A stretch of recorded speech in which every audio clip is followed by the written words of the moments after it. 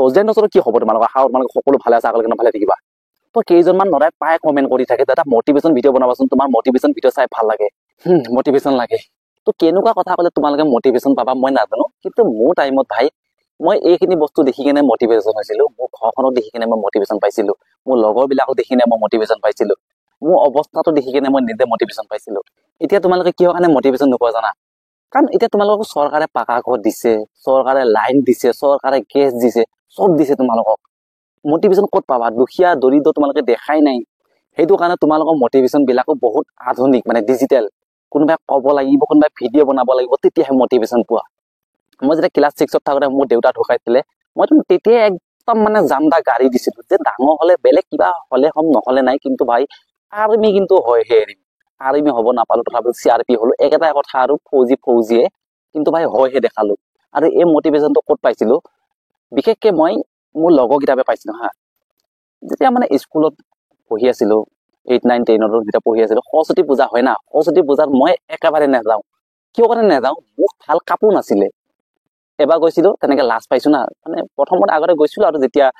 5, 6ত পঢ়ি আছিলো টাউন হাই স্কুলত তেতিয়া গৈছিলো দুবাৰমান লাজ পালো বহুত ওচৰতে শংকৰদেৱ স্কুল এখন আছে তাতো কিছুমান ল'ৰা ছোৱালী যায় না তো সেইবিলাক ল'ৰা ছোৱালী আমাৰ স্কুললৈ আহে আমাৰ স্কুলৰ পোৱালীবিলাকক শংকৰদেৱলৈ যায় তাতে মানে ল'ৰা ছোৱালীবিলাকক দেখো বহুত ভাল ভাল কাপোৰ পিন্ধি আহে আৰু সিহঁতৰ ওচৰত মই মানে নিজকে বহুত লাজ পাওঁ কাৰণ দাদাই যিকেইটা এৰি দিয়ে কাপোৰ সেইকেইটা কাপোৰ পিন্ধো না ক'ৰবাত কাণত চেপত ফাটা থাকে আৰু মই অলপ অকজনীয়া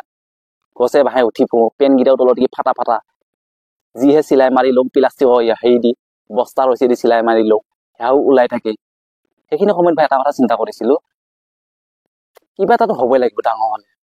এতিয়া অকণমান ডাঙৰ হৈ কিনে চিন্তা কৰিলো যে আৰ্মি চাকৰিটো বহুত সহজ ভাই এইটো ৰানিং কৰিলে চাকৰি পাই যায় তাৰপাছত ডাঙৰ হৈ যেতিয়া ইণ্টাৰভিউ মাৰিবৰ কাৰণে ধৰিলো লগৰ গোটেইবিলাকে চাকৰি পাই গ'ল তেতিয়া আকৌ সেই লগৰকেইটাক দেখি কিনে মটিভেশ্যন পালো মানে লগৰবিলাকে যেতিয়া ছুটীত আহে সিহঁতে ক'ৰবাত মাতিলে একদম কুকুৰৰ নিচিনা সিহঁতৰ পিছত লাগি থাকো সিহঁতৰ ওচৰত যাওঁ ভাবো আৰু যে 200 টকা এটাও যদি দিয়ে 100 টকা এটাও দিয়ে মোৰ কাৰণে বহুত আৰু নিদিয়ে দেচোন আৰু কিন্তু চিন্তা কৰো তেনেকে এটা ভিডিঅ'ত কৈছিলে যে মোক কেনেকুৱা হৈছিলে চেণ্ডেলৰ কাহিনী এটা যে লগৰ এটা আহিছিলে চেণ্ডেল এযোৰ মোৰ বেয়া দেখি কেনে কিনি দিবৰ কাৰণে গ'ল চেণ্ডেলৰ দোকানত কিন্তু পিছত চেণ্ডেলযোৰ সি নিজে লৈ গ'ল সেই তেনেকুৱা ধৰণৰ কথা আৰু মানে সেইখিনি টাইমত যেতিয়া লগৰবিলাকে চবেই চাকৰি পাইছিলে সেইখিনি টাইমত আকৌ সিহঁতক দেখি কিনে মটিভেশ্যন পাইছিলে যে নাই তহঁতে লৈছ না ভাই মই কিয় ৰৈ যাম ময়ো লৈহে এৰিম কাৰণ মই বহুত সৰুতে শপত খাই থৈছো যে মই ফৌজি হয়হে এৰিম তো তাৰ পিছত মই কিন্তু ভাই কাৰো মটিভেশ্যন লোৱা নাছিলো নিজকে এটা ডিচিপ্লিনত আনিছিলো যে মই ৰাতিপুৱা সদায় ৰানিং কৰিব যামে দুপৰীয়া ৰানিং কৰিমে আৰু সন্ধিয়া ৰানিং কৰিমে মানে মই ৰাতিপুৱা সদায় 4টা বজাত ৰানিং কৰিব যাওঁ আৰু দুপৰীয়া যেতিয়া যিখন দোকানত আছিলো মোক ভাত খাব যাব দিয়ে না দুপৰীয়া টাইমত তো 12টা বজাত মই ভাত খাব যাওঁতে চাইকেল মাৰিয়ে যাওঁ ষ্টেডিয়ামৰ ফালে যাই কেনে মই ষ্টেডিয়ামত 4 পাক ৰানিং কৰি কেনে যাওঁ আৰু সন্ধিয়া টাইমতো মই মালিককে দোকানত বহাই কেনে সন্ধিয়া টাইমত মই 4 পাক ৰানিং কৰিবৰ কাৰণে গৈছিলো তোমালোকে বিশ্বাস নকৰিবা সেইখিনি টাইমত মই ৰানিঙৰ কাৰণে এনেকুৱা পগলা আছিলো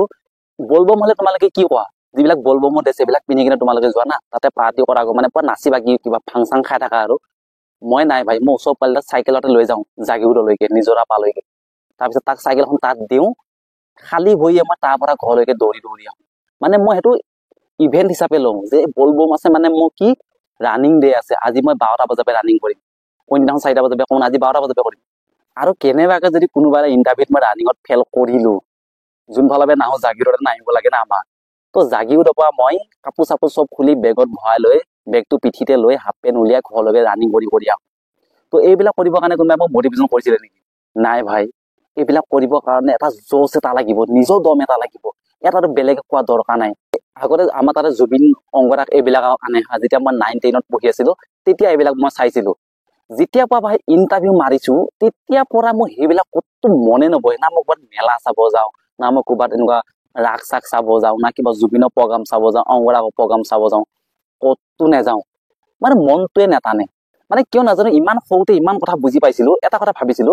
যে মই জুবিনৰ প্ৰগ্ৰাম চাব যাম বা অংগৰাগৰ প্ৰগ্ৰাম মই চাব যাম কিন্তু ৰাতি যে বৰষুণ যাক পৰিব কাৰণ জুবিনৰ প্ৰগ্ৰামত আগতে বৰষুণ পৰে সেইদিনাখন কি মোৰ ঘৰত টিঙৰ ফুটা দেখি যে বৰষুণটো যে পৰিব সেয়াত কি কোনোবাই মোক সহায় কৰিব আহিব নেকি মই এটা কথা বুজি পাইছিলো নাই ভাই কষ্ট কৰিবই লাগিব মোক ঘৰখন সোনকালে চেঞ্জ কৰিবই লাগিব কাৰণ সেইখিনি টাইমত এনেকুৱা দৰিদ্ৰ আছিলো মানে প্ৰত্যেক জাক বৰষুণতে আমাৰ ঘৰৰ ভিতৰত বৰষুণ পৰে ওপৰেদি কাৰণ টিংপাতত চব ফুটা আছিলে পুৰণা টিংপাত আছিলে আৰু মই ইমান ডিচিপ্লিন আছিলো যে মই যেতিয়া ৰানিং কৰিম বুলি কোৱা 4টা বজাত বৰষুণে হওক বা যিয়ে নাহক মই ৰানিং কৰিমেই কিন্তু বৰষুণ আহিলেতো মই বেছি ভালে পাওঁ, কাৰণ বৰষুণ আহিলে মই কান্দি কান্দি ৰানিং কৰিব পাৰিম। সেইখিনি টাইমত বহুত কান্দিছিলো, কিন্তু কাৰণ লগৰ গোটেইবিলাকৰ চাকৰি হৈছিলে ভাই। দে আৰু ভাইহঁত বেছি মটিভেশ্যনৰ পিছত ঘূৰি নুফুৰিবা, অলপ ঘৰখনৰ ফালে চাবাচোন। তোমাৰ দেউতাই চাগে এতিয়াও হাজিৰা কৰি কৰি তোমাক খুৱাই আছে, তুমি কি লাজ নোপোৱা নেকি? তোমাৰ কি মন নাযায় নেকি তোমাৰ দেউতাক যে তুমি বহাই বহাই তুমি খুৱাব পাৰা? কষ্ট কৰিব নালাগে আৰু দেউতা, তুমি ঘৰত বহি যাওঁ, মই আছো না এতিয়া, মই কামাম, তুমি খাবা বিন্দাছ, এনেকে ক'ব মন নাযায়? বহুতৰ মাক দেউতাক এনেকুৱাও আছে আজিলৈকে এণ্ড্ৰইড মোবাইল এটা চলাবই নাজানে, এণ্ড্ৰইড মোবাইল লাগিয়ে পোৱা নাই। তো তোমাৰ মন নাযায় নেকি তোমাৰ দেউতাক যে তুমি এণ্ড্ৰইড মোবাইল এটা দিবা, তাতে তুমি ৰামায়ণখন লগাই দিবা, মহাভাৰতখন লগাই দিবা, তোমাৰ দেউতাই চাই কিমান যে শান্তি পাব না ভাই। বহুতৰ ঘৰত আকৌ এনেকুৱাও মা আছে যোনে তোমাক পঢ়াৰ কাৰণে গোটেই গহনা বিক্ৰী কৰি দিলে। তো এতিয়া তোমাৰ মন নাযায় নেকি তোমাৰ মাকে যদি তুমি গহনা কিনি দিয়া? তো ভাইহঁত ঘৰখনৰ কথা ভালকে ভাবিছ, মা দেউতাৰ কথা ভালকে ভাবিছ, আৰু অকণমান তুমি ঘৰখনৰ অৱস্থা পাতি চাই কিনে অলপ কষ্ট কৰা, ঘূৰি নুফুৰিবা ভাই। এইবাৰ SSC GD চাকৰিটো ল'বৰ কাৰণে চেষ্টা কৰিবা। যদিহে এবাৰ তোমাৰ মেডিকেল আছে তো ভালে কথা, ভাল নম্বৰ আছে যদি তুমি এবছৰ পাবা। যদিহে তুমি অহা বছৰ দিম বুলি ভাবিছা, বা তুমি ফাৰ্ষ্ট কেণ্ডিডেট SSC GD দেবা, দি কিনে চাকৰি এটা ল'ম বুলি ভাবিছা, তেনেহলে তুমি নিজকে আগতে ভাবি ল'বা যে মই 10 বাৰ মান ফেইল কৰিয়ে থৈছো SSC GD, তো মই এবাৰ 11 নম্বৰ বা দিছো, আৰু এবাৰ মই চাকৰি লৈহে এৰিম। এনেকে যদি ভাবা না, তো তুমি চাকৰি ল'বই পাৰিবা।